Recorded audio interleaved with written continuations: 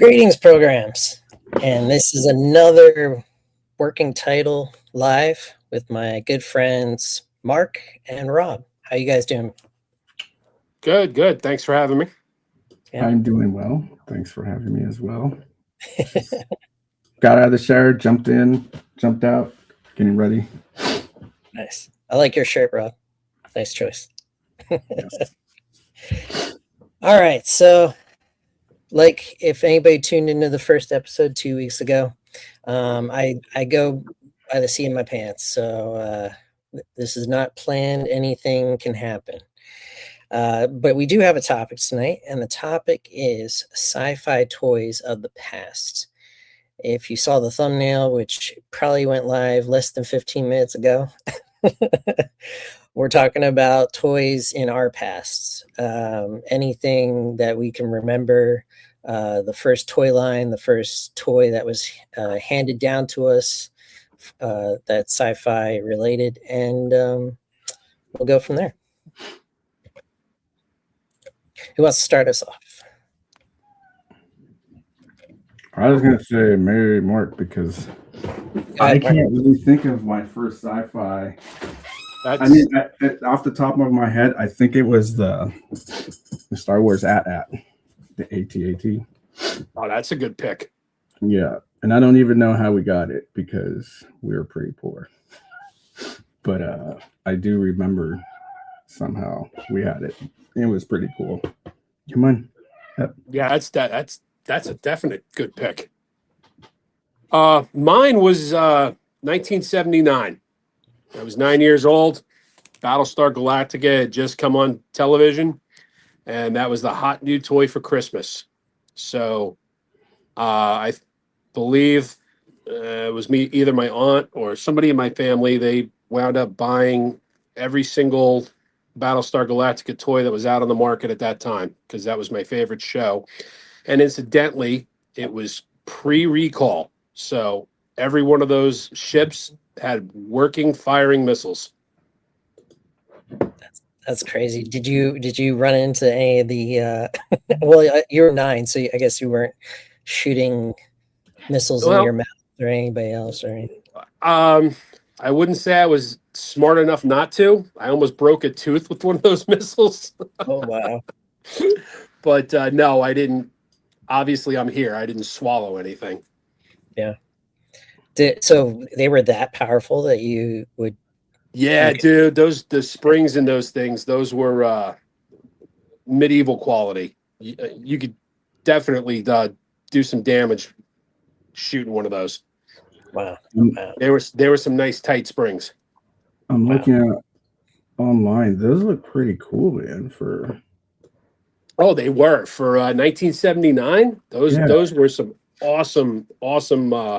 They weren't to scale, so the figures that actually came with them, they were like almost the size of micro machines, and they only had 2 points of articulation, so the legs moved in tandem back and forth, and then the arms moved just around and around. That was it. And they were just big enough to, go in the cockpit and, reenact your Cylon Colonial Viper battles. Nice. And they were made by Mattel? Yes. Wow. Yep. That looks. And Mattel took liberties. They actually made some of their own designs because, I mean, let's face it, what Battlestar Galactica was known for was the space battles. You had the Cylon Raiders and the Colonial Vipers. You did have the battle wagon that briefly appeared in the pilot episode, and then I believe it also appeared one more time with the convicts on the ice planet when they were looking for water to supplement their stores. So there wasn't a whole lot for Mattel to run with, so they took a little liberties by making designs of their own. Yeah. How were the decals and the plastic of those toys, if you remember? They held up pretty well. I know as a kid, bathtub time, I like to take them in the bathtub. The stickers didn't hold up too well. They weren't like stickers of today. They were like paper stickers. So if you weren't abusive with them, they they lasted a long time. And the plastic, you didn't run into the problem that you would a typical Star Wars toy where it would yellow over time. There was really no yellowing. I still have one of my original Vipers and Cylon Raiders to this day, and they still look like they did in 1979. That's one of the ones I'm looking at right now, the Cylon Raider. Yeah, it's missing parts. Obviously, I don't have the missiles anymore, and I do not have the canopy for it, but the stickers are still on it, so it's stood the test of time. Have you ever looked into like refurbishing it, getting like newer parts for it? No, I've never felt the urge to, but now that you bring it up, I might have to look into that. Yeah, it seems like that's like the thing now is to update or for sure, get it updated. So Rob, you were Jeff, really quick. What? Can I share this screen really quick? Yeah, you can share. Let's see if it pops up.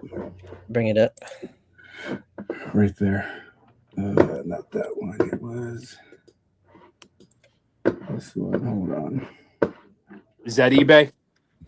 Yeah, I'm trying. Hold on. Let me grab the other one. There's a different one. The one that.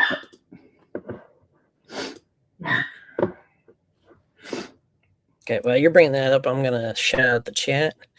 Yeah. All right. Welcome, Freaks Figures. Good evening, Jesse. Jesse. Hello, Jen. We've got Curtis. Howdy, MJ. And then the Collectible Brothers. What's up? What's up? Hey, I know her. That's my wife, Liz. Quisque Echevarria. What's up, G? And we've got Dave working. What's up with that? Thank you all for joining us. Chris started out the chat with, at least it's not just the off-roll thumbnail that comes in at the last minute. Did I miss something? What happened there? You'll have to tell me. Did that happen on another show or was that on my first episode? I can't remember. Chris says, holy crap, Mark is old. Yes. Thank you for reminding me, Curtis. What would I do without you? Jesse says 70s X-Wing or Silent Centurion is one of his older toys. Do you have to click on the screen thing, Jeff? Yeah, I'll bring it up. Okay. Yep. Chris also says, yeah, medieval toys were vicious. Mark would know from personal experience. They were the best, loved them almost as much as my Buck Rogers figures. Okay, so MJ I forgot about Buck Rogers, dude. Buck Rogers, that was a good one too. I remember those. MJ says my Viper didn't yellow either, so it must have. Mattel was using great plastic in '79. Wow, 139 US. Yeah, that's crazy. Considering that thing was like $5 back in '79. Yeah, they look pretty cool, man. They were, man. They were ahead of their time for that time period. There's one with box, $400. Wow. MJ also said they make missiles for it. I'll try and find the store I used, Mark. Oh, so MJ refurbished his. Ah, okay. Yeah, because you don't want to pay like eBay prices. No, definitely not. I did enough of that for Mythics. Yeah. G says Duck Dodgers. No, Buck Rogers. G also says Wilma from Buck Rogers. I think I remember that character. So, Rob, there was a vehicle that was with this line. If I remember correctly, it had the Viper cockpit on it, the front end, the nose cone, and the cockpit. It was a square base with three sets of wheels and a missile launcher that rotated up. I don't remember the name. My cat keeps scratching me. Okay. It was a weird looking land vehicle. Hold on. All right, let's start this because I see another one. It's called Colonial Landrum. Steel. I would have to see a picture of it. I think I have it here. Let me bring it up. See if I can share a screen tonight.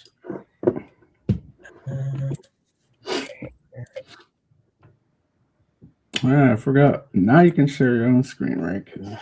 Yeah, I think I've got it figured out. Yeah. So Yeah, I'm looking at this other one. It's called the Mattel Battlestar Galactica Colonial Viper, and it looks kind of like what you're describing. That's it. That is it. That is the land vehicle. That's what I was talking about. Mattel taking liberties with the license.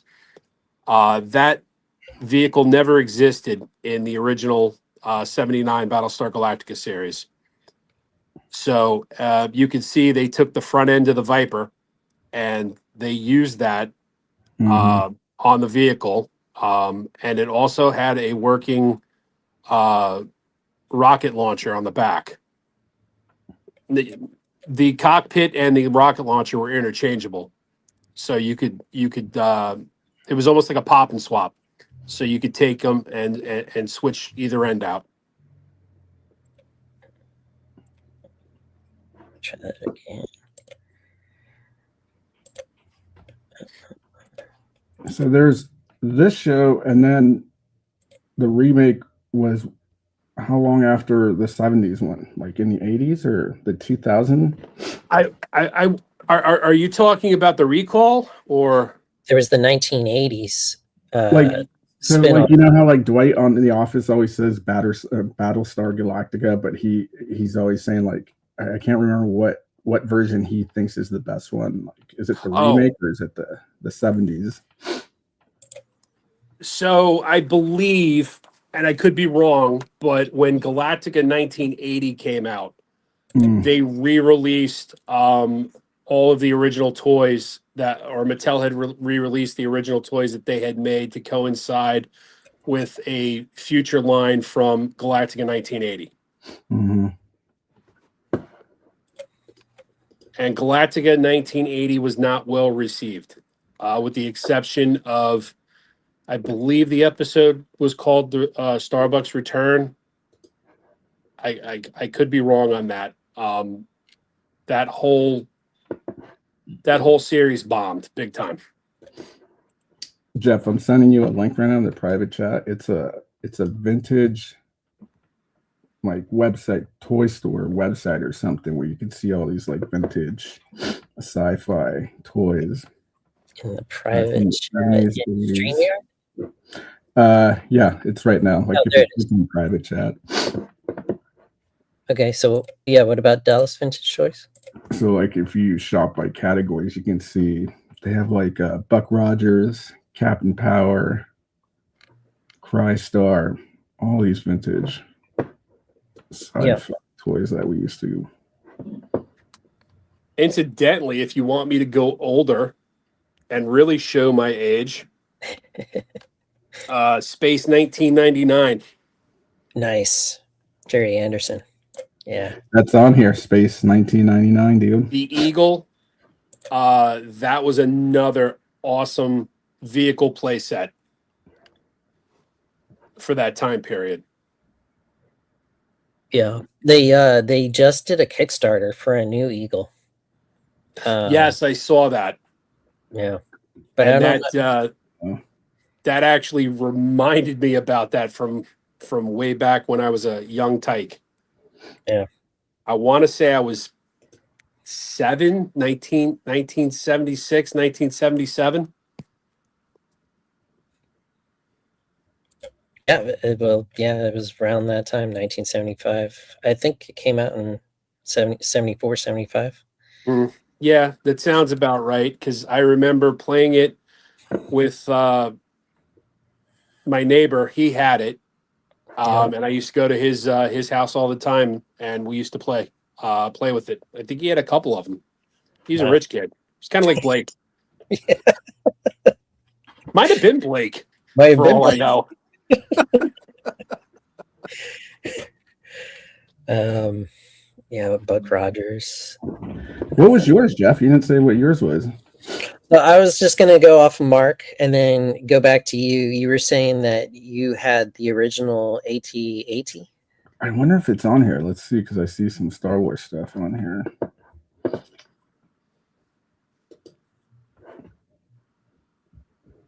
Not that much.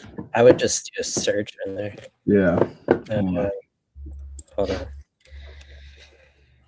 New to doing all these windows. Now, Rob, did the original AT-AT, if you remember, did that have the hookup on the bottom of the belly for Luke to I hang do from? recall that like, I don't know if it was like a hookup or something, but I remember my older brother like somehow tying him up to the bottom of it, dude. That like sticks out vividly. But I'm looking on eBay right now, and it's exactly like this one. It's 1981 right here, dude. Let's see. Because I know the reissue in the 1990s, they had that was part of the feature. Right. I don't know if it was or not, or maybe I'm just thinking of the movie, and that's why it sticks out. But let's see if I could. And I honestly don't know why we had that. What sticks out the most to me is the A-Team and the van that came with it and all 4 characters. So here's some Battlestar Galactica catalog images I found. Mm-hmm. So you got the Cylon, the Colonial Stellar Probe. Mm-hmm. Did these come out before Star Wars? Like, how did, like, I wonder, were they inspired by the Star Wars tour or vice versa? This was 1978. Yeah, it was also a different scale too. Yeah. Star Wars, remember, pioneered the 3 3/4 inch action figure. Mm-hmm. And like I said, if you can actually, if they show a picture of it, you can actually see how big those pilots are, and they're tiny. The Cylon Centurions and the Colonial Warriors, they're real tiny. But they had 12.5-inch size figures. Yes. And then these were what they say. I don't know if they say a size. No. Those were like Mego size, Mego style. Okay, Mego size. Yeah. Yeah. So that was like 4-inch? No. Mego. The company Mego. Mego was like the 12-inch, weren't they? Yes. Much bigger. Yes. Well, Mego was like 8-inch. I thought Mego was 12. No, they had 12-inch, or they had 8-inch, and then they had like the pocket figures, which were like 4-inch, I believe. But this thing says they were 8-inch. Launch station. Mm-hmm. I was like, what? Hey, those were those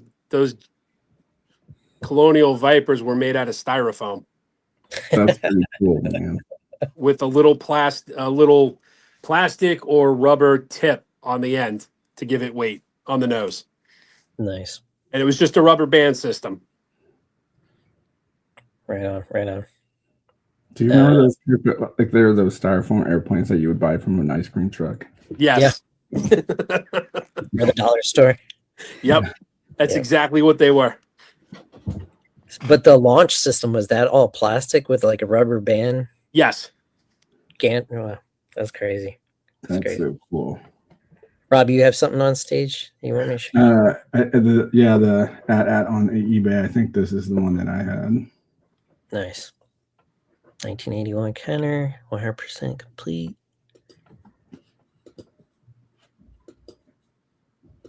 This thing, yeah, dude. This guy took so many pictures. Well, wow. Look at those decals, stickers. I think that's the bottom, maybe. No, the top. Those are the guns. Yeah, Was yours electronic? Did it have? I don't think so, because here's like the one from '97. This opens up a whole new window. Jesus, dude, you can't see it. If I remember correctly, the one from '97 was electronic, and it came with the AT-AT driver. Yeah, that was Power of the Force. They went. Yes. They started having electronics in that.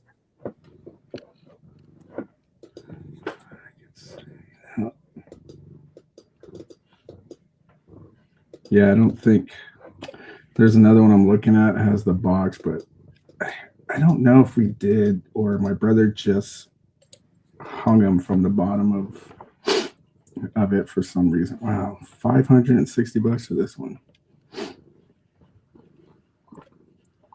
Right. Let's see. Kenner, 1980. What was it? 80 or 81? 81. 81 Oh, dude, it says electronics working. So I guess it was electronic, dude. That's crazy. Do you remember it having electronics? Man, I was only 3 years old when if that came out in 81. And I'm not even sure if we got it at 81 or we got it much later. But I would have been only 3 years old.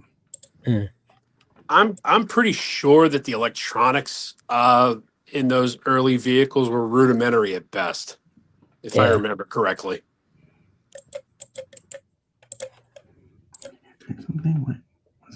Nothing like what you got in Power of the Force. Right. So this is oh no, I lost the window.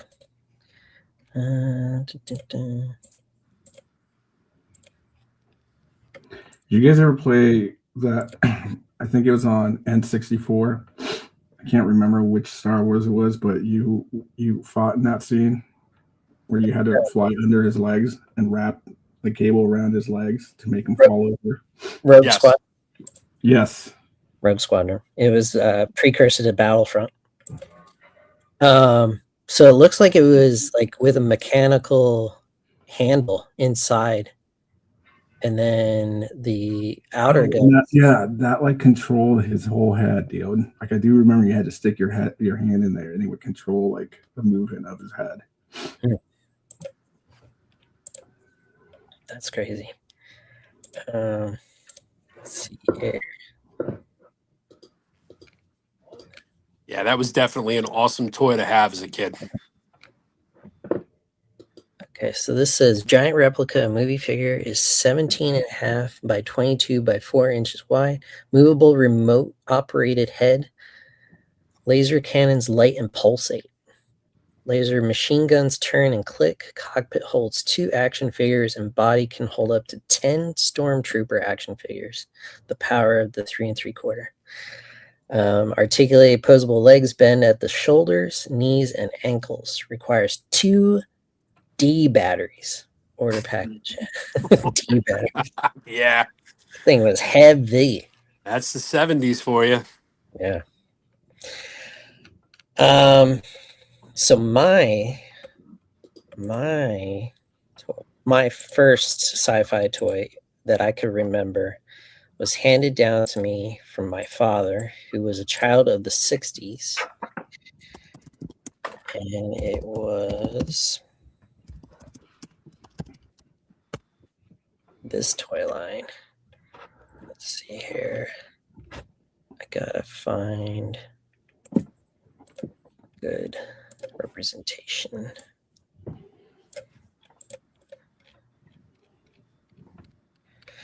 All right. Well, this will start the conversation. We're going way back, dude. But my first toy line, or my first sci-fi toy, was handed down to me from my dad, and it was Major Matt Mason by Mattel. It was a bendy wire figure. There's Major Matt right there. Mm-hmm. Bendy wire in the arms, the legs, and then the body was sort of like a plastic, and then the head was a plastic. And then the Go helmet. back up to the description. I want to read that. What does it say? What is it? What's his deal? Blasts off with Major Matt Mason, Mattel's Man in Space. He dons a moon suit with remote control flexible arms with grasping hands adapted from the official space program. Explore the surface of the moon in his space crawler, zoom between the moon rocks on his space sled, or soar in his jet propulsion pack. Then head back to base camp to his space station. Now, below this is the space station. And all the wow. That's fucking cool. If you can see here, there's the space sled, and that was like a crawler. This thing right here, if you can see my cursor, had these like arms that would move, kind of like the precursor to Masters of the Universe vehicle. Can't think of the name of it. The snake one, or not the snake one, but it would move together, both those things, and then it would just like it could climb rocks. It could climb over rocks. And then this over here at the bottom, I believe, is the space crawler, and then this was the space station. I believe I was handed down Major Matt Mason, the major villain, I can't remember the name, a space sled, and this space station. Oh, wow. The only thing about that space station was they didn't have good plastic in the 60s, 1960s. So the way it was put together was with little clips and pegs and inserts, and the pegs are really flimsy and could break very easily. So we put it together probably 2 or 3 times in my childhood, but other than that, we kept it disassembled. It was like the precursor to Eternia, the way the plastic was. If anybody's seen the original in Eternia, the plastic was very brittle. Mm-hmm. Now, do you still own that, Jeff? I was just going to ask the same thing. It's in a box somewhere. I haven't seen it in probably 15, 20 years, but the original box? No, cardboard. Just like I'm looking at it. If you had it in box, you could get $4.29 for it. No, my dad wasn't a collector. He played with his toys. I was handed down, well, going off topic, but I was handed down his 12-inch GI Joes, and he had an original wooden footlocker. Later in like the 90s and 2000s, they made like plastic versions for the 12-inch Joes, but his in the 60s was wooden, and he would play with wax, he would play with dirt, and there's just all sorts of, and crayons, easy to get wax, and melt stuff all over his things. So they're well played with, I would say. I'm sending you another link for the Matt. What is his name? Matt, right? Major Matt Mason. Yeah, check this out. I guess you could have gotten like all different colored. Yeah, they're all the different characters. Let's see here. Share this. Yeah. And it looks like some people would buy multiples and build like those stations, like stack them up on top of each other. Yeah, you could expand the space station. It was crazy. So Callisto is the name of the green alien, which is this guy back here. No shit, dude. I used to, when I would DJ, my producer name used to be Callisto. So funny, dude. Well, there you go. I'm gonna call you Green Alien from now. But yeah, see all these like accessories and stuff. I think we only had one helmet for Major Matt, and this little, like, I would say ray gun. It was the ray gun at that time. It had like a yellow rope. There was no plastic like not like the ray gun neutrino stream that you would have with like real Ghostbusters or anything like that. Right. It was just a like a yellow rope and cool. Callisto. But Callisto had a gel type plastic for his head, or no, actually it wasn't gel type plastic. It was translucent green, as you can see there. And over time, the plastic broke down and got very gooey and sticky. So if I ever find them, I now know, being in toy collecting and watching lots of YouTube and stuff, and talking to a guy actually in Portland, Oregon, I found a toy store there who had all these Major Matt Mason toys. He said like rubbing alcohol or something would help clean up the plastic, but I have to, if I ever find out, to refurbish it. I just sent you another link of the same. It shows you if you build the little space station on top of each other, where you can have a little city. It looks pretty cool. Whoa, that's pretty cool. Yeah, so this is the moon suit pack, which Major Matt Mason would go up inside it, and then he'd have all these like extender arms. This is the space crawler. So it had these, rubber pads at these 4 legs, and then it could crawl over rock. Here is, nice. We can play it. This was a like a 1960s promo. Whoa.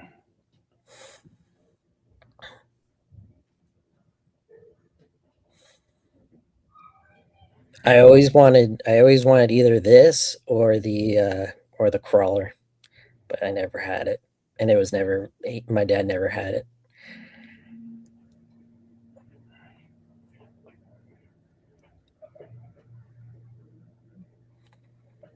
That's pretty cool, dude.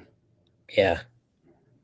And it's all self-driving. Like, there's no remote control. You just click the switch and let it run in a straight line.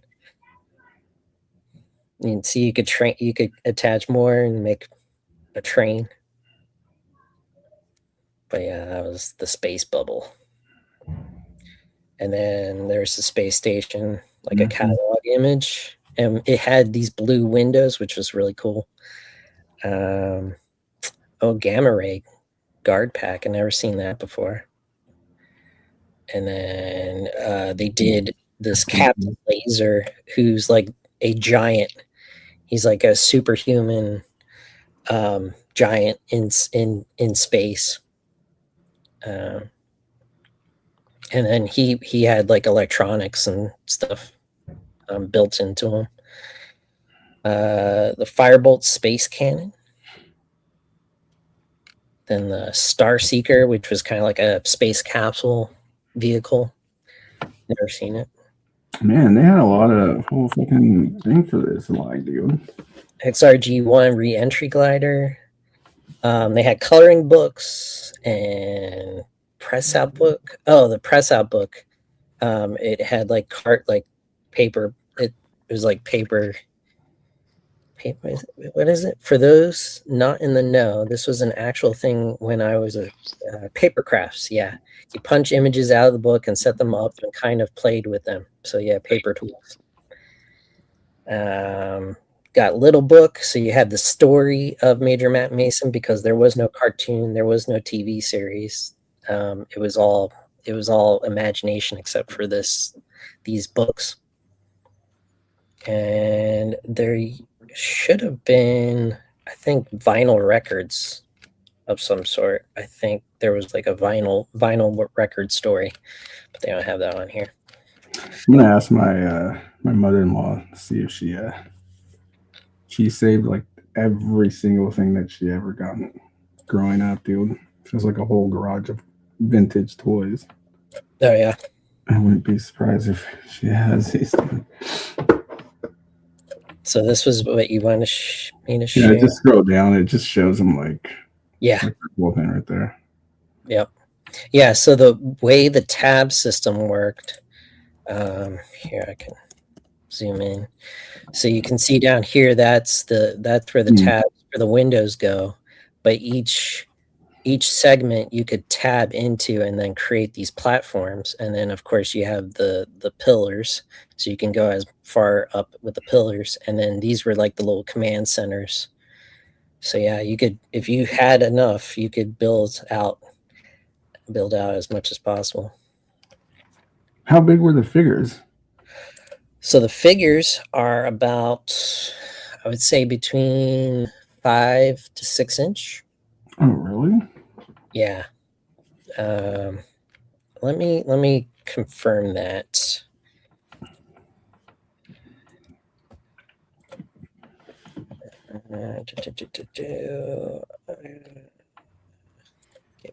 Something was bugging me. I've never seen this toy line before, but I recognize the name. So I just looked it up, and where I saw the name from was Stargate. The pilot episode, Samantha Carter was telling the people that she played with Major Matt Mason dolls when she was a child. Yep. That's where it was sticking in my head. Like, I've heard this before, and it was bugging me. It's right there on Wikipedia. Yeah, that's where I looked it up at. That's how you found it. Yeah, so they originally, Tom Hanks was connected to a planned film in 2011, because I guess he grew up with the toys. Oh, yeah, dude. Yeah, scroll down in that one link I just sent you. It says it. There's been talks about a big screen Major Matt Mason movie starring Tom Hanks. And this one? Yeah, like down right there. Last paragraph. Yeah. Right there. Talk about a big screen Major Matt Mason movie starring Tom Hanks if the project happens, and why not? In these days of movies based on Transformers and games like Battleship, it'll be interesting to see if the toys make a comeback. So this article must have been around that time. Yeah, 2015. So yeah, between 2011 and 2015, they were talking about making the movie. I was really stoked when I found out Tom Hanks was attached to it, because I was a big fan of Apollo 13 growing up. And yeah, that was a classic. I would think it would go along those lines. Where can I find? Trying to find the size.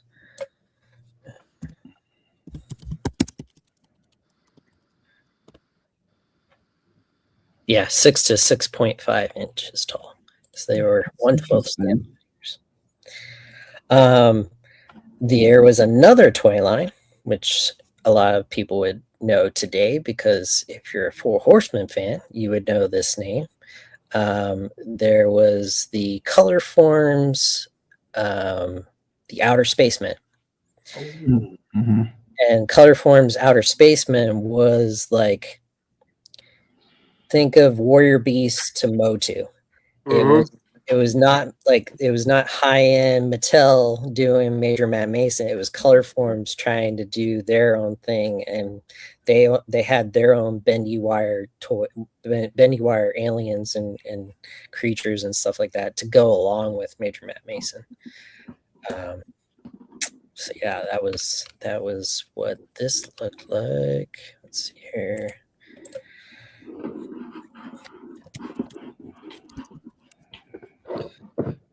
Color Forms, the outer space.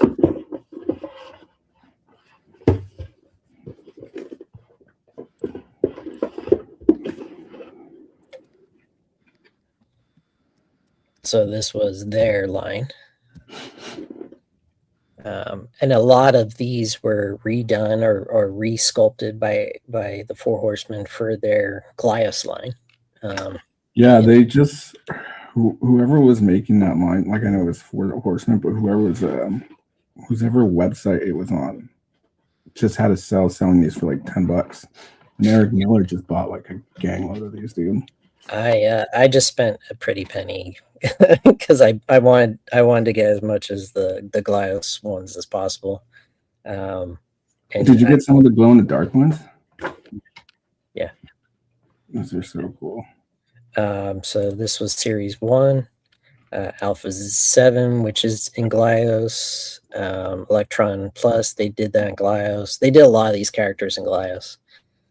But yeah, you can see color forms. And I grew up on the vinyl, like, sticker where you put it on the backing, the slick backing card. You can pull them off, put them back on. There's Commander Comet. But yeah. So Major Matt Mason versus color forms in outer space.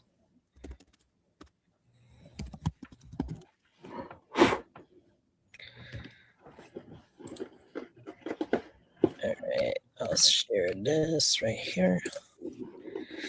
So Mattel's Major Matt Mason MMM was a popular 1960s astronaut figure. The Color Forms the Outer Spaceman, OSM, were a competing line of unique, flexible alien figures designed by Mel Burnkrant.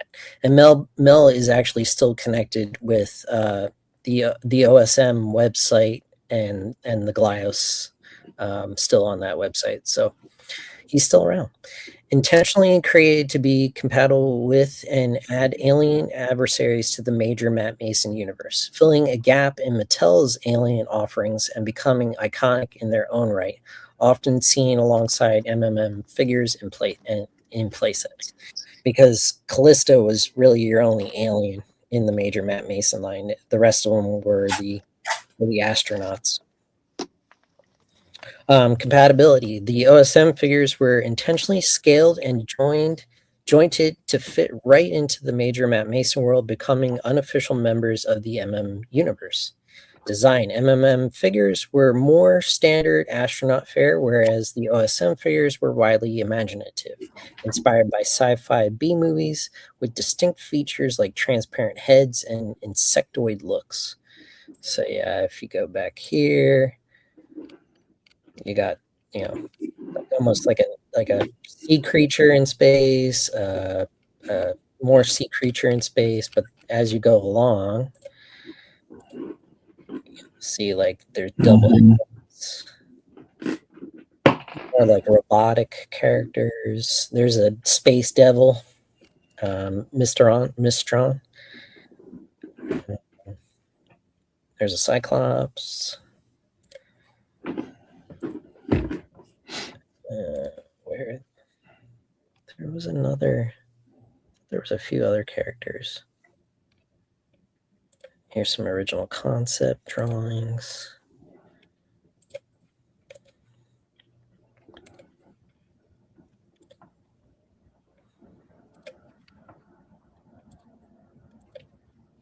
But yeah, there was I never got a hold of any original color form OSM, but that is MJ Sen is saying I think those are the same ones that Eric Miller was buying, those glow in the dark ones.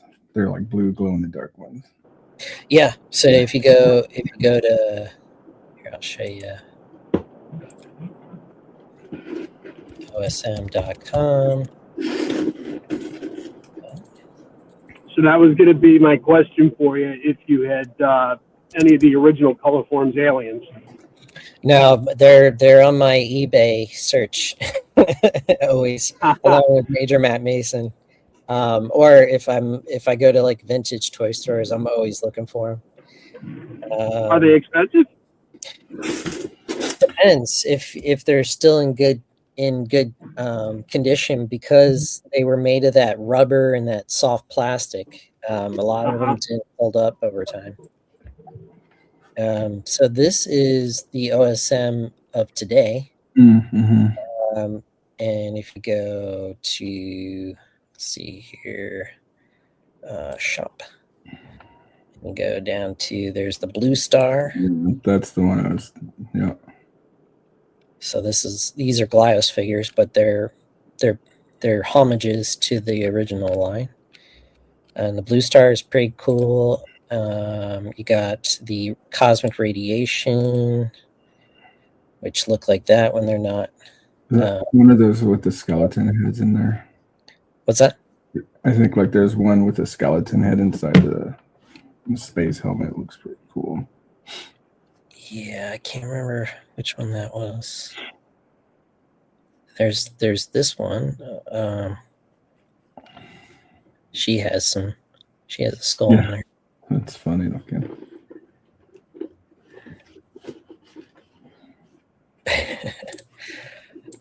Get it? You hate Glyos, man. What? Curtis is in the chat still. Curtis talking about Glyos Crusade. And then there's White Star, and White Star is pretty cool. They don't glow, but let's see, Jack Asteroid, which was like their version of Major Matt Mason. Yeah. So that's OSM today. Have you seen the ones on eBay that are signed by all the Four Horsemen? Oh yeah. Yeah, that's cool. Yeah, they have a few signed ones in here for.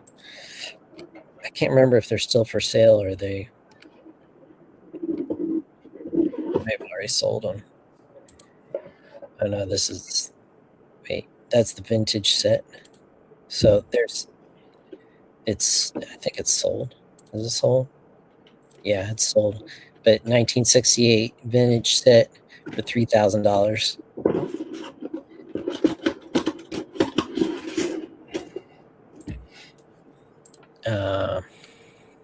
Where is the? I think it was this one. No, there are carded versions in here that are signed by the Horsemen. Later, if I can find them on my phone, the last decon that was here in LA, somebody made these, but they're like fully articulated 1/12 scale deal. It was pretty freaking crazy, man. He was trying to do a Kickstarter for that. For what? Go back to the main screen. Like, is it? Was it the Space? I think it was the Space Warriors, dude. Go down a little. No, I think it was the Outer Spacemen. It was what? Outer Spacemen. Watch, go down. Just go down a little ways. I think that might actually be him. Keep going, keep going. One more. Man. No, okay, the Space Warriors. Okay.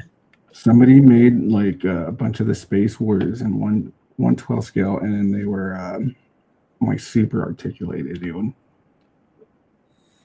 And my buddy who works for Sideshow painted a bunch of them. I wonder if I can pull them up on my phone and send them to you. Yeah. So it's called Space Warriors. What was it's in like type in Space Warriors Decon 20 where were we 2018? I think it would be 2023, dude, because that was the last one that was in LA. How about last year there was 2024. Space Warriors at Decon 2023 likely refers to toys, art, and brands featuring space sci-fi themes sold at. Hit image. Go up to images. I wonder if they would show any. No.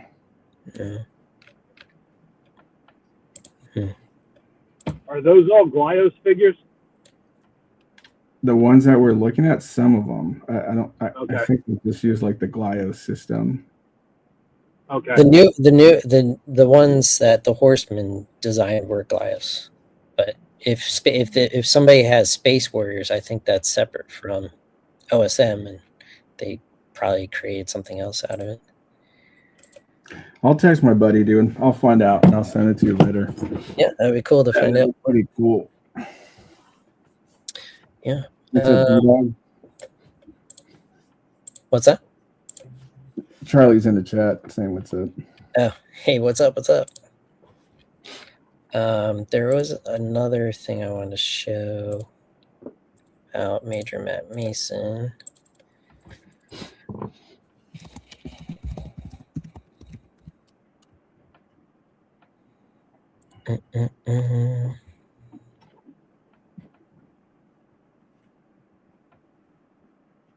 Yeah, there's this. Nope.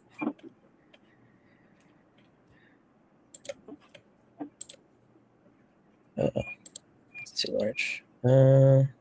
Share this. So here's another commercial.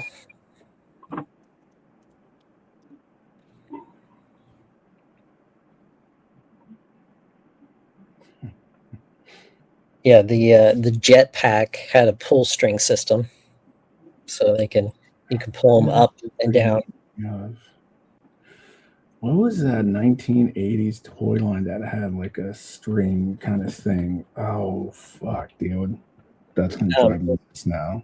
Well, Masters of the Universe had a few characters. No, dude, it was its own line, dude. That you would have like strings attached to one side, and it. God, was it Bionic Commandos? No, it was Sky Commanders. Was it Sky Commandos? Bionic Commandos. Why is that? Sky Commandos.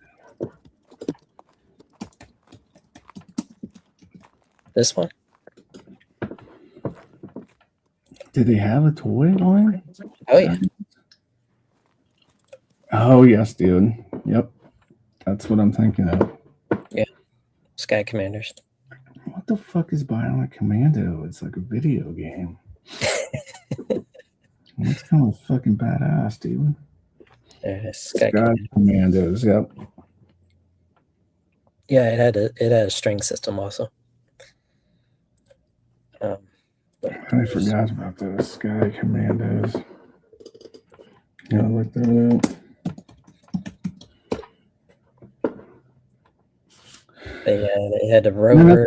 Like a little fucking Dio thing. Like that'd be cool to have as a kid. The Sky Commanders did? No, like this video, like all these little moon rock planet setup thing, dude. Oh, for the commercial?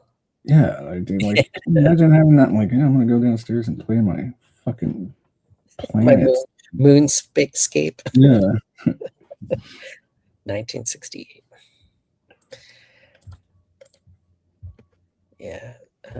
Here, let's do a deep dive on Sky Commander. Sky Commanders? Is that what it is? Yeah, Sky Commanders by Ken. Commandos. Wait, is it this? I don't think it's this, dude. No? Well, maybe it is.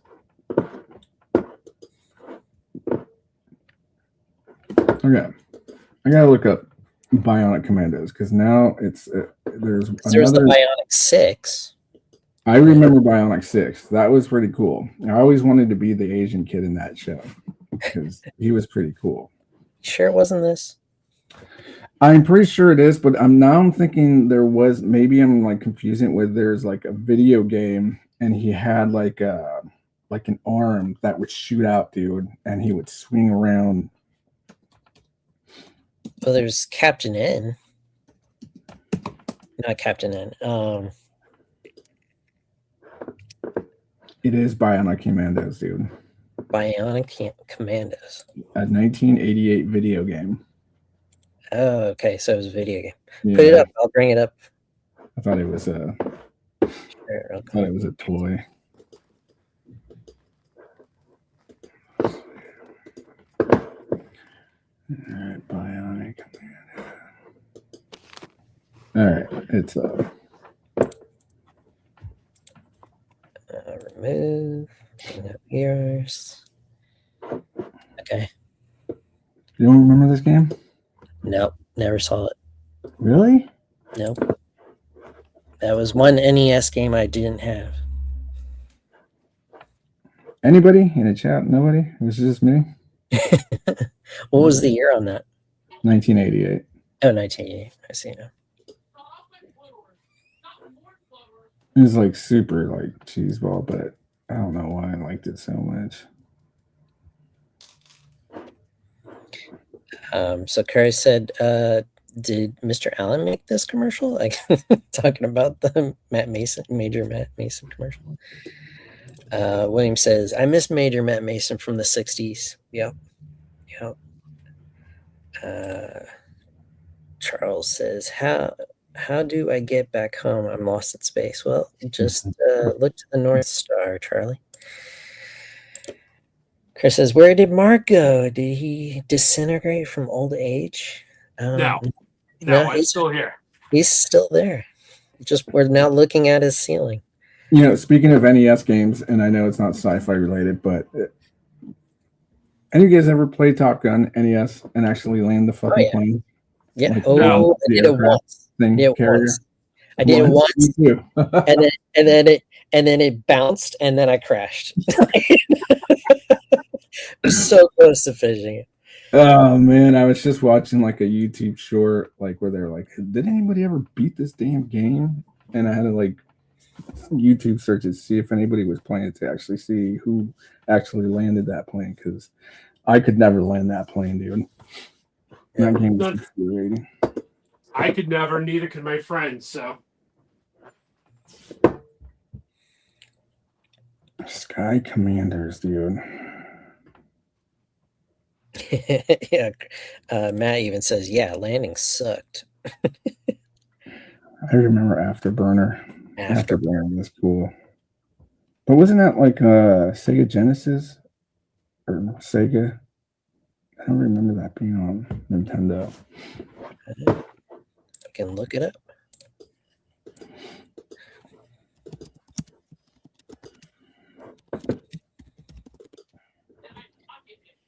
There was a sci-fi, like a futuristic sci-fi game on NES that they just remade. I think it's called Flashback Afterburner. What was that? Yeah, it was one of the first, or not one of the first. It was a Sega game, but they also did arcade. They did an arcade cabinet, and this is what the arcade cabinet looked like. Oh, right. I think it was at Chuck E. Cheese. No, was it? Was that the game that John Connor was playing when his buddy came and told him, "Hey, man, there's no, that's the helicopter game. That was the helicopter game. But I'm pretty sure this and the helicopter game were at Chuck E. Cheese's.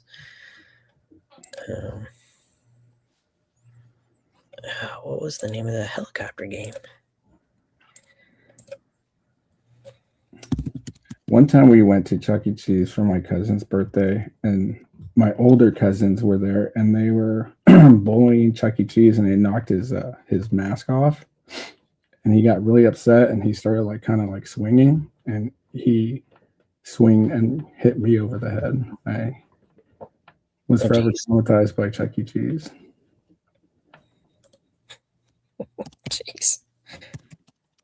But I was always afraid to go in the ball pit. That was the thing. Really? Like you would? Because I feel like I would sink and I'd never get back up. It's like quicksand for kids.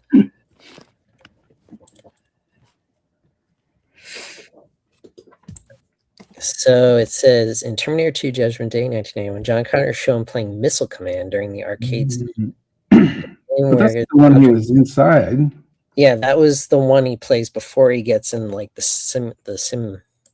What is the name? What's the name of it?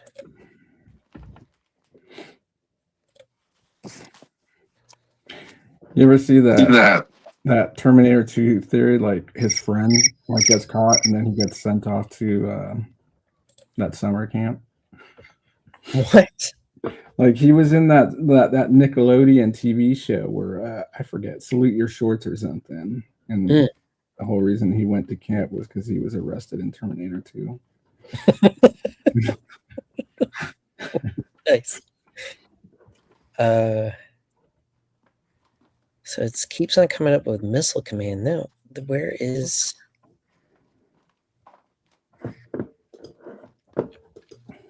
John Connor? Terminator 2 plays a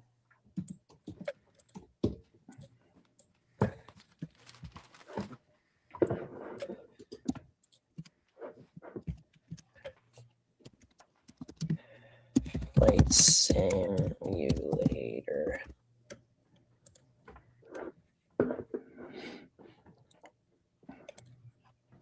Omar is saying it's Tempest was the game.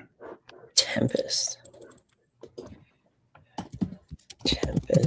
flight game. Tempest flight game likely refers to either the classic Atari tube shooter Tempest, or it could be about the real-life Tempest fighter jet program. 1981, an iconic arcade game. Yeah, let's see here.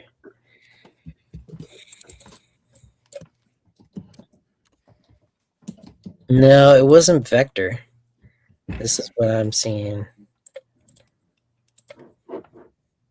The game John Connor plays in the mall in Terminator 2 Judgment Day isn't called Tempest. He's playing Missile Command. Yeah, but no, Missile Command is the one he plays just before he gets in the. Because why don't we just watch that scene? I was gonna say, dude, I'm gonna watch it and just see. John Connor. Type in John Connor mall scene. Mall scene.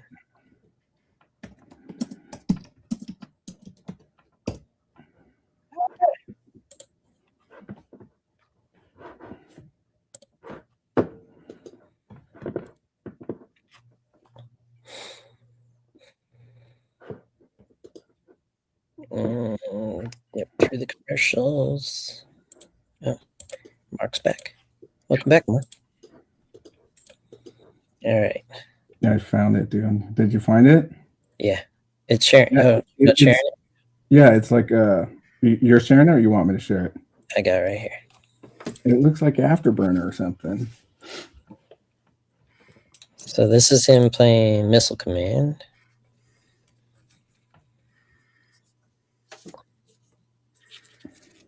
And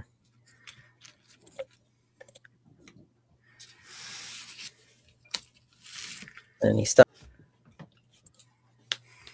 That's so funny, dude. Yep, Afterburner.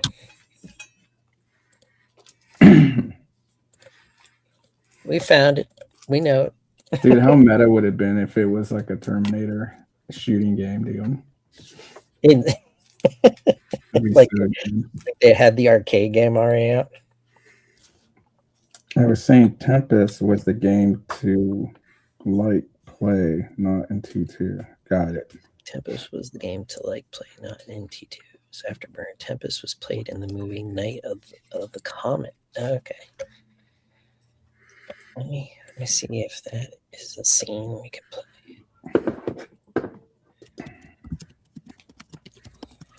But Flashback, dude, they made a new one for PS5. Oh, really? I find if you play video games, dude, you should really play that game, Jeff. I think you'd like it, man.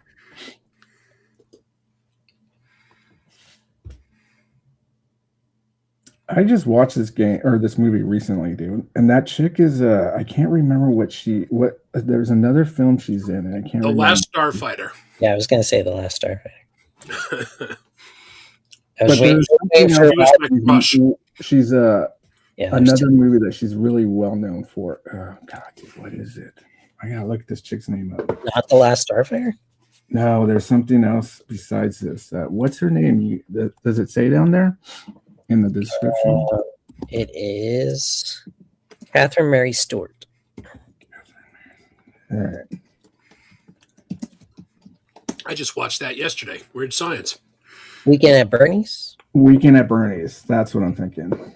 Yeah. Or Mischief. Yeah. That's and her. Night Flyers. I forgot about that movie, Night Flyers. Dude, Night of the Comet. Holy crap, man. That's a classic. Yeah. That's one I haven't seen. Oh, you're doing yourself an injustice. You That should. and Night Flyers. I have to see both of them. I've watched Last Starfire like multiple times. That is another classic. I would love to see them remake that. Another classic. Night of the Comet. Last Starfighter. Oh, yeah.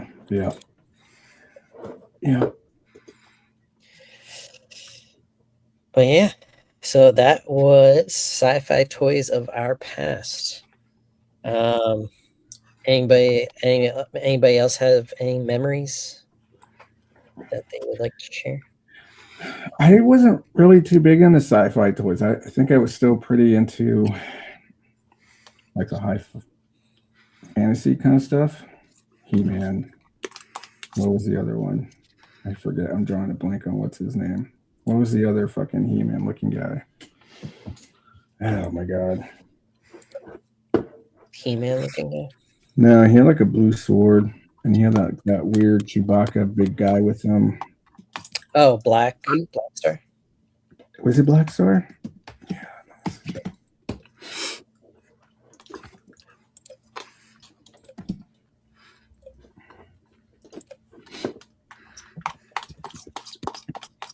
No, it wasn't Black Star, dude. It was holy shit, dude. Chat, save us. You're not thinking Thundar. There we go. And again, I was just about to say Andy, help me. Thundar, there it is, dude. Yeah, that guy. I have an honorable mention. You guys, before your time. Again, I'm showing my age. Remember the movie The Black Hole? Mm-hmm. They did come out with a toy line for those. They did. And they were really, really nice figures. That was done by... I couldn't even tell you. They were 12. No, they had 12-inch and they had 3.75.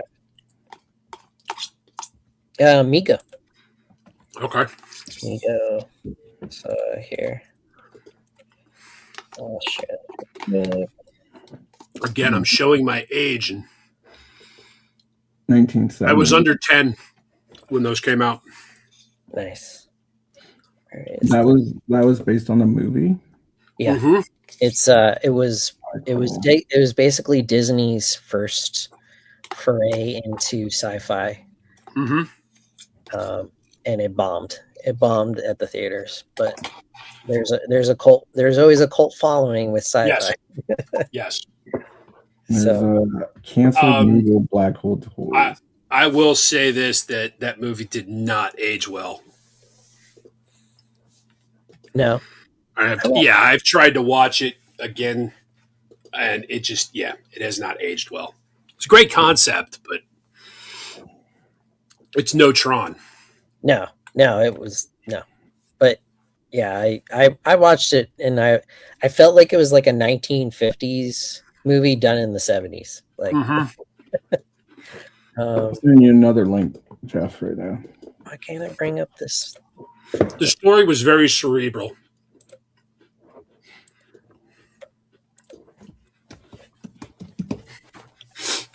Here is the Black Hole Mego page, 1979 and 1980.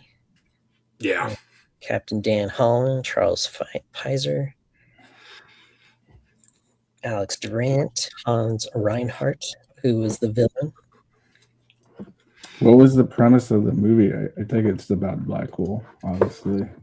So, in a nutshell, Dr. Hans Reinhardt is sent out in one spacecraft to basically not capture, but run tests on this black hole, and they lose contact with him. Fucking Curtis. Black hole. Mark remembers the Big Bang at the show, but I was sitting right there side by side with Trevor and Blake.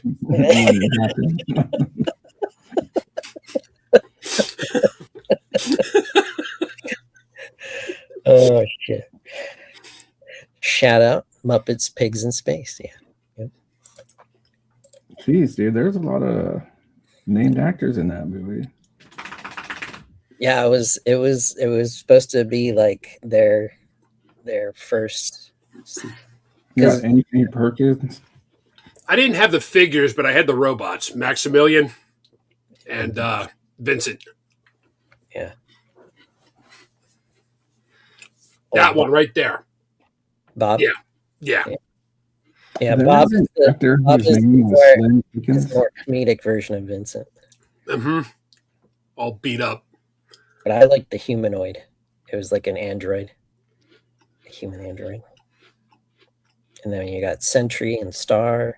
Mm-hmm. But this was Maximilian, which was Dr. Hans's like bodyguard. And at the end of the movie, he's vicious. Mm-hmm. Vicious. Then you had a Cygnus bridge, which was the bridge of the spacecraft. The Palomino, which was like a mini craft. When you have your laser scope fighter, and then these were the 12-inch, so to go with your 12-inch GI Joes. And your Star Trek. Yeah, they're Star Trek GI. Yeah, 12-inch. Yeah. Was it Ernest Borgnine was Harry? Yes. Beach. Yes. Yeah.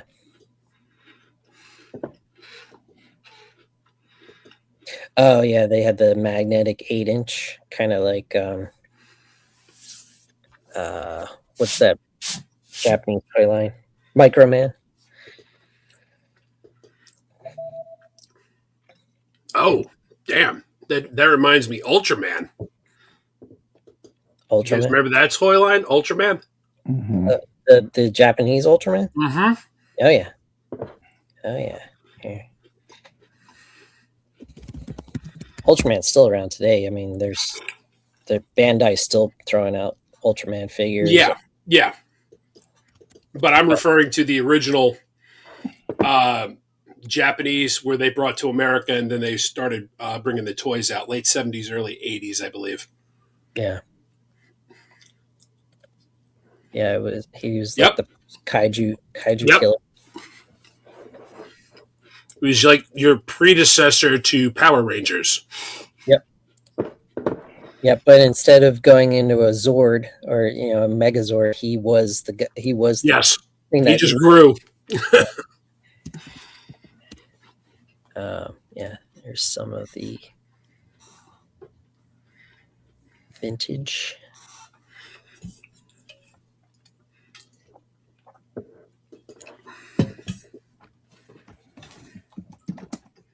Yeah, and then Power Rangers is like a mix between Ultraman and Kamen Rider. Mm-hmm. Dude, I'm not ashamed to admit it, but I liked Power Rangers, and I was a young adult. Yeah. I like the Pink Ranger. I actually, so my wife's friend had a kid. I think he was like 8, and I borrowed him just to go to the movies to see Power Rangers the movie. Nice. There was only one. There was Power Rangers the movie. Mm-hmm. Came out in Like, 1995. what the original? Well, no, what? No, there's more than Well, one. you had Secret of the Ooze too. No, Secret of the Ooze is Teenage Mutant Ninja Turtles. What? Secret. Yeah, no, you're right. You're right. I'm wrong. Like the guy who played the one Ivan bad guy in Stranger Things was in it. I'm sorry. What? I was going to say Ivan Ooze is the name of the villain in the movie. Yeah. Okay, so type in like 2000 or something, like Power Rangers 2015 or some shit. Dude. Well, there's Power Rangers. Oh yeah, the remake, the reimaging. Yeah. Oh, you're talking about the one guy with, from Stranger Things is in it. Yeah. Red Ranger. I actually liked the reimaging of it. 2017. I thought it was pretty good. Yeah, it wasn't bad. I mean, I didn't like how they portrayed Rita Repulsa, but Yeah. I thought it was. I thought the special effects were decent. The costumes. Elizabeth Banks as Rita, and Bryan Cranston as the voice of Zordon. Mm-hmm. Because Bryan Cranston was actually a voice actor for the original US MMPR series for the villains, for some of the villains that they had to like redub with English. So he did some voice acting back in the 90s.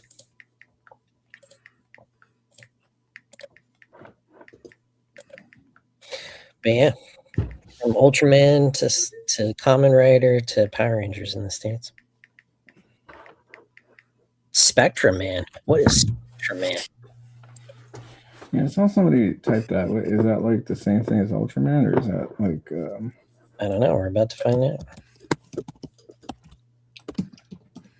Oh, I think he was in relation to Jaeger, Death Jaeger. Let's see.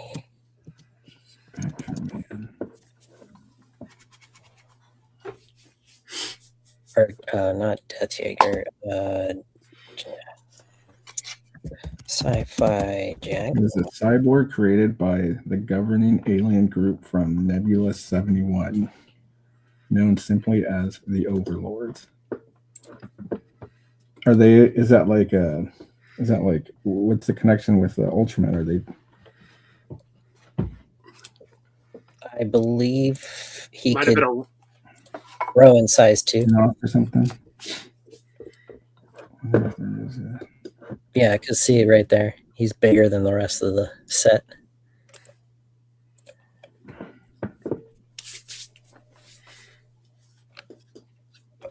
Correct me if I'm wrong, but wasn't Spectrum Man a rival television show to Ultraman? I don't know. I'm learning I about never even heard of Spectrum Man until now. versus Ultraman. A fight between Spectreman and Ultraman often favors Spectreman in fans' debates because Ultraman has a strict 3-minute time limit color timer and needs to recharge, while Spectreman, a alien cyborg from Nebula 71, appears more durable and lacks a known definitive weakness, potentially outlasting Ultraman in a prolonged battle for Earth-based pollution. Oh, so he was like Captain Planet. Oh, that was a horrible show. Captain Planet. I did a deep dive on what is it? They call it eco cartoons, and I grew up on eco cartoons. That was my time. It was all propaganda. Isn't it always? Yeah. So you know how Power Rangers, like, they would all connect together. So Power Rangers, when they connect versus Voltron, who wins? Voltron. Yeah, Voltron. Jeff didn't even think about. Yeah, Voltron. Voltron vehicle or lion? No, dude, Lions. I never watched the fucking vehicles. There are too many of them. You take like an hour for all of them to connect, dude. In the context of the 1970s Japanese giant hero Kyodai television, Spectrum and Ultraman were major commercial rivals, with Spectrum often being viewed as a gritty, low-budget alternative to the more polished Ultraman franchise. Yeah, that's what I thought. They were rivals. Rival shows. Yeah, you can see it in the graphics, like you could see the quality there. Wow, that is a throwback. Where's my Ultraman tab? I remember coming home after grade school, running to I believe TBS, where they had Ultraman on every day, and this was pre G.I. Joe and Transformers. Yeah.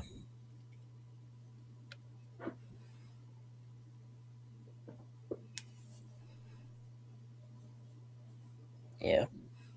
Yeah, I tried getting into the Was it like that cheesy Godzilla type of like old school filming kind of deal? yeah, Yeah. he was basically like a kaiju fighter. Yes. Here's one. He's going up against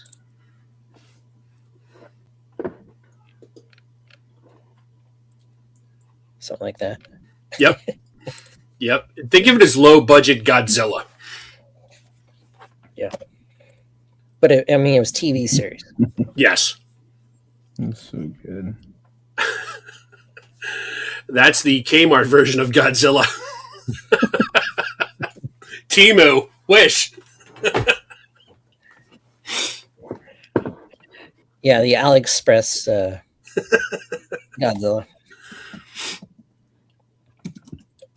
Oh, Legends Collector said Ultraman used a ton of Godzilla suits. Okay. Yes. Were they connected to Toho? Or is it Toho? I want to say yes, because, and it could be my old age playing tricks on me, but I want to say that Ultraman did appear in the Godzilla universe. I feel like that's happened too. Ultraman in Godzilla. Ultraman and Godzilla have never officially fought in a major film. But there had crossover moments in video games, and Godzilla suits appeared in the original Ultraman as monsters, like giraffes. That's probably how I'm remembering it. So it was you seeing Godzilla suits. Yeah. Yeah. Like this character, which basically is Godzilla with a fan. Or like a Dilophosaurus from Jurassic Park. Yeah. Dylan's saying it was the same production company for both Godzilla and Ultraman. So that should have been Toho Studios? I'm like drawing a blank. What's the guy's name that shoots his Subarayan. I have a horrible time pronouncing Japanese names. But G also confirms that they never fought Ultraman and Godzilla in a film. Yeah.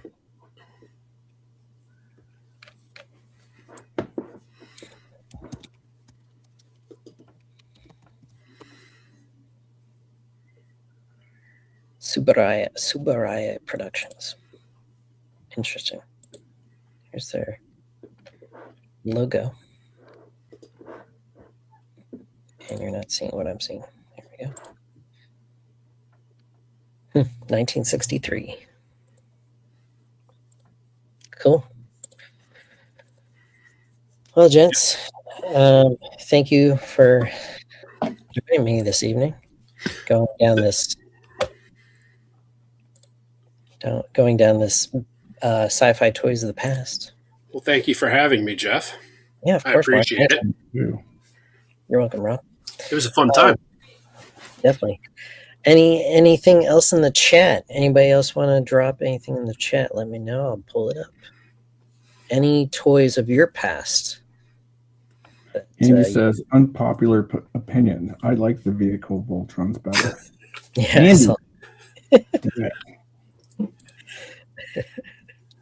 You know what they reminded me of is the Transformers. They were like those ones that would combine. They were green and yellow, and they were like the Constructicons. Yes, those guys.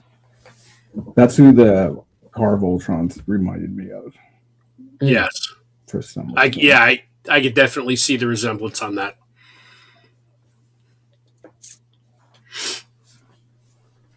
What is your favorite space character of all time?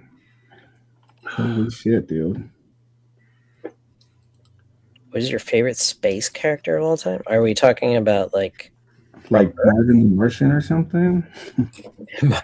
Marvin the Martian? Charlie, give me a little bit more specifics. Like a movie, Just by going off that TV question, show? I would have to say Captain Kirk from Star Trek. Mm. For me personally. So that's your favorite space character? Yeah. I think my favorite space character Space toy would have to be the Borg. Oh, okay. The Borg was one of my favorites growing up. My favorite space toy was, well, other than Major Matt Mason that we talked about earlier. What was it? It's probably Playmate Star Trek. Playmates. I had fun playing with Playmates Star Trek. MJ Stanton says Khan from Star Trek. Ricardo Montalban. Khan. Or if you're into the Kelvin timeline, Benedict Cumberbatch. Spoiler alert. We have a coworker. That was the only good part about the Kelvin timeline. Yeah. Who's better, Flash or Buck Rogers, and why is it Flash Gordon? Of course, it's Flash Gordon. Buck Rogers is okay, but Flash Gordon was Flash Gordon. Gordon. What's that, Recon? Oh. Dylan wants to do a Godzilla episode. Sure, man. Oh, You got if you got, I mean, it's monsters. It's space. Well, we can definitely do Monster Zero. there is so many Godzilla movies, so much lore. Yeah. So yeah, I would love to do Godzilla sometime. Man, I was confused with all the recent Godzilla movies coming out. Like, I didn't understand, like, how. Which one?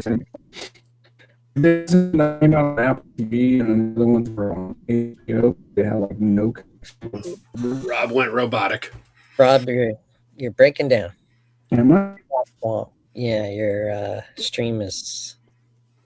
Was no, I'm saying like Godzilla one came out, right? With King Kong. Feel like I'm in a Peanuts cartoon. Nothing but love for you, Rob. Nothing but love. I can't. Because might keep for some reason by itself.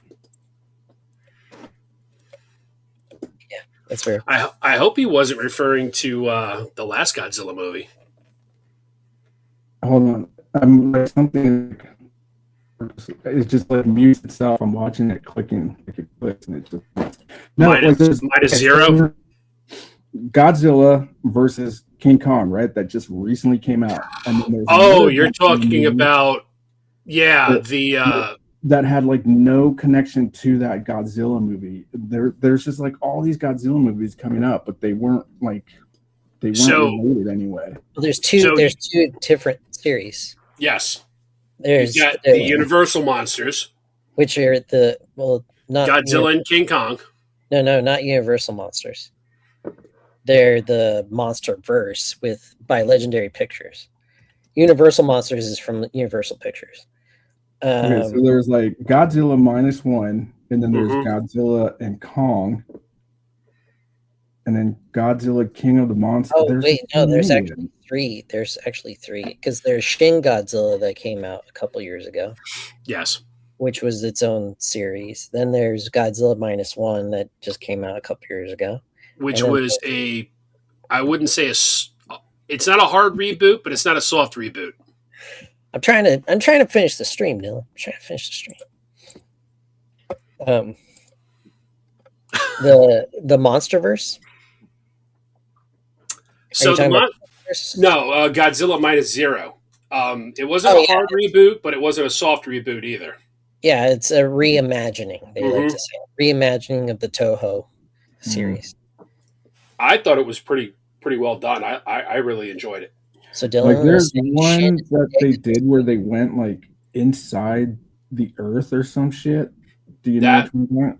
Yes, that was Godzilla versus King Kong. Yeah, that's the monster. And there's like that little mini like ape who was like a little fucking shit, like that little instigator guy. Like he was just fucking He's like the Johnny Knoxville of that movie, dude, just fucking creating havoc. But I didn't understand that movie. Like, so does that have any connection to all these other ones? I don't know, dude, but they're just popping out left and right. You're talking about Godzilla, The New Empire. The New Empire? Holy shit, dude. That was the one that came out last year. This one, dude, yeah. Yeah.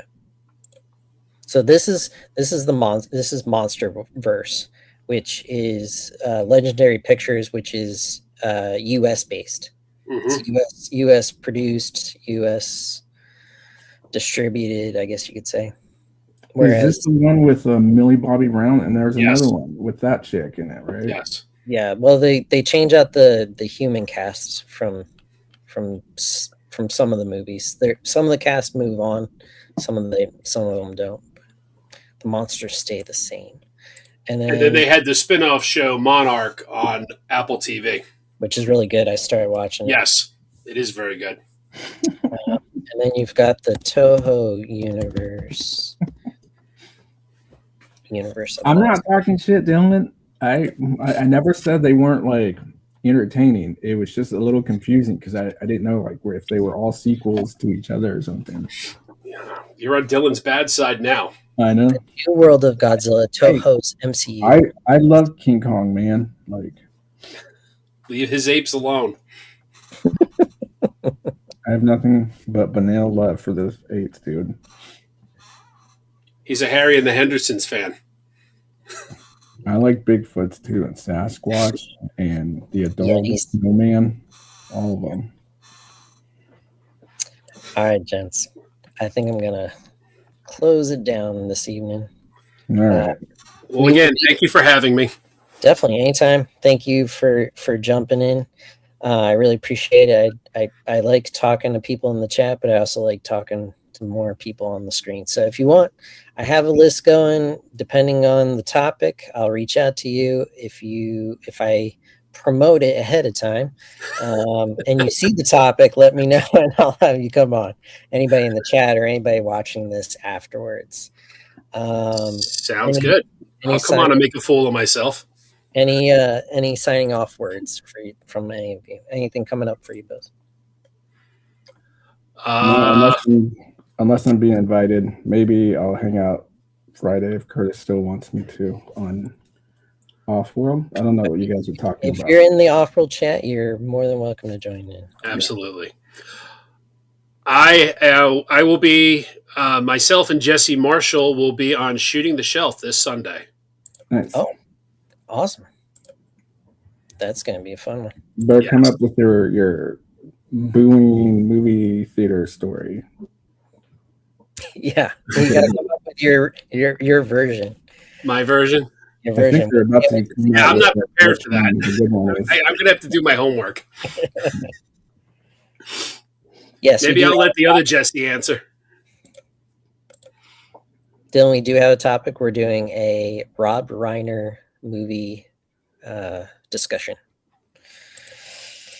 All right. Well, thank you all. Thank you, everybody in the chat. And thank you on screen. Let me get to the assets. And stay frosty, everyone. Later, guys.